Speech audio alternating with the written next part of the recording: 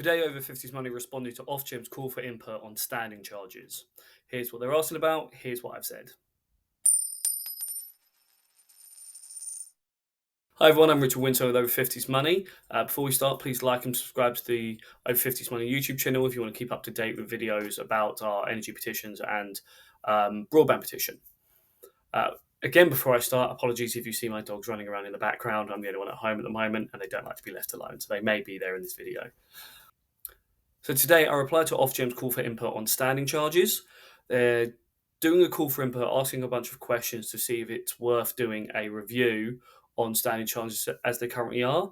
And this has come from a lot of pressure, both publicly and from the government, on the rate of standing charges. They're quite high at the moment. I say quite high, they're ridiculously high. They've over doubled, I believe, especially for electricity.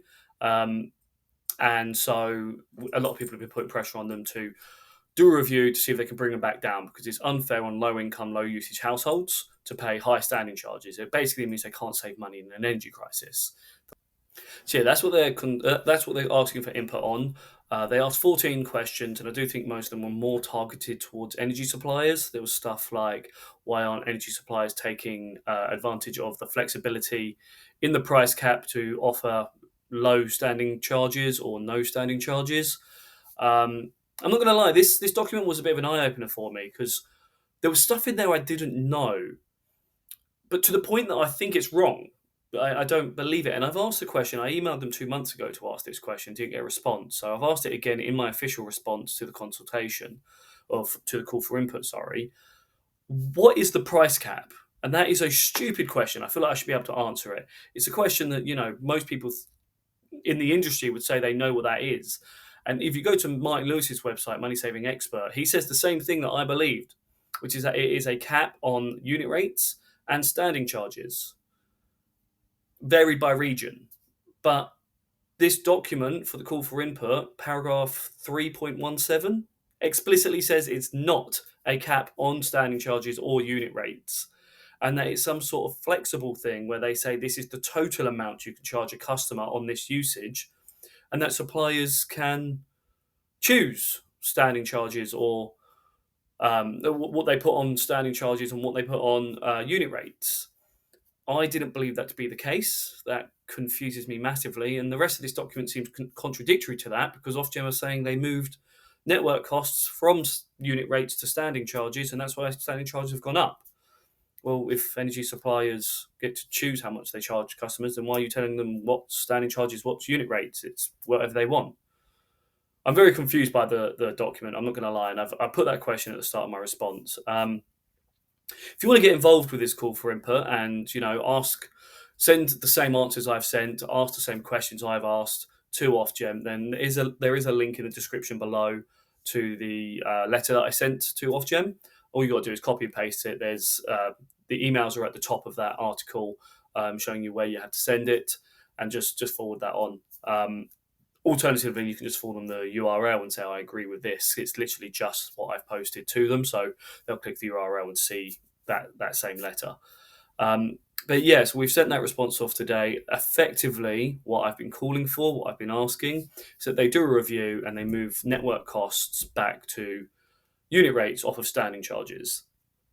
And the reason for that is that lower income, lower usage households have seen a disproportionate increase in their energy bills. So they can reduce their usage as low as possible, but with standing charges going up 2-3 times as much, they're still in a worse off position.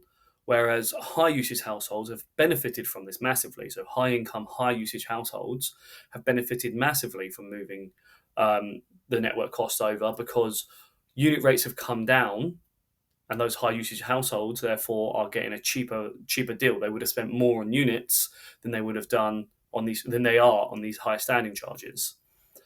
And I kind of think it's unfair to low income households, obviously, but also it's moving us away from our net zero targets. If we want net zero targets, we need to look at these high usage households and say, you need to use less.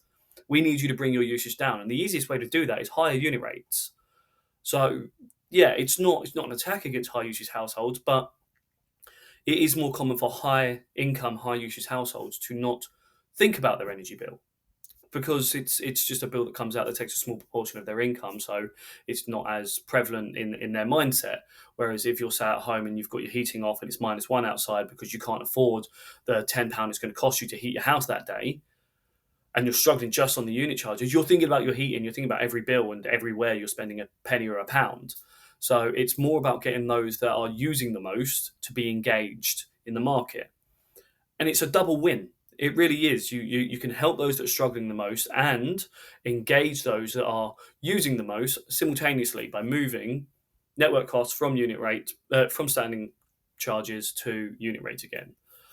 So I think that's a good idea. I've also called for them to reopen competition in the market, because that will give suppliers motivation and incentive to start offering fixed rate tariffs that are cheaper. And I think it's a great time to do it because of the crisis. The one good thing that's come out of this energy crisis is that a lot more of us are engaged with our energy bills. And so having a fixed rate or a few fixed rate tariffs in the market that companies are competing on will give 60, 70, 80% of us the opportunity to switch to a fixed, cheaper rate tariff, which is what we want. We want to start bringing our energy bills down. We want to have control over that, and we've not had that since 2021. So it'd be really nice for Ofgem to open up the competitive market again. I've told them how they can do it. At the moment, they have a ban on acquisition-only tariffs. So that means suppliers can't offer a tariff that's only available to new customers. They can offer tariffs available to new customers and their current customers, and they can offer tariffs that are available only to their current customers. So what Ofgem have done there, if they've blocked suppliers from looking externally for new customers. So what suppliers are doing at the moment is they are offering some fixed rate tariffs for their own customers, retention only to customers, hoping to keep them on board or lock them in to a 12-month, 24-month or 36-month tariff, based on the knowledge that at some point in the next year, competition will come back and they might lose them. So they can keep them locked in for 12 months. So if competition comes back in 3 months, they've still got them for another 9. They're not risking losing those customers. So the only incentive for suppliers at the moment is to try and lock in their current customers and not open up the market competitively. So I've requested that Ofgem do a 180 on both of those things. So ban retention only tariffs. So you can't offer a tariff just to your own customers. They have to be available for new and current customers. And to remove the ban on acquisition only customers. Because if suppliers know they can start taking their competitors' customers, they'll offer great deals out to the market, which is great. But then those competitors will offer great deals out to the market to steal customers back. That's how competition works, and that's how the prices come down on fixed rate tariffs. And I think that'll be good for everybody. So I've put that in my letter. If you agree with that, fantastic, copy and paste. If you disagree, then obviously you don't have to copy and paste what I've done. Edit the answers, just copy it into the email and edit my answers to say what you want. I don't mind if you 100% disagree and you just send the email to Ofgem saying, I disagree with every word written in this. If that's your opinion, that's fantastic, send it. What we need to do is make sure we're all engaged. So please do just click on the link in the description below, get involved with the consultation. The more responses Ofgem has, the more it can form a well-rounded opinion of what the public want and head in that direction. So we all have a responsibility to take part. That's everything I have on this at the moment. I'll be back in a week or so with, I believe it's the broadband petition, the Ofcom petition, on banning mid-contract price rises. That will be my next video. I'll post that to the relevant petition. If you guys want to sign that petition to make sure you get the update, the link is in the description below for this video as well. So you can sign that to let Ofcom know that you want to ban mid-contract price rises on broadband and mobile phone contracts. Thanks for watching. Please share this video around and subscribe to the Over 50s Money YouTube channel. Thanks.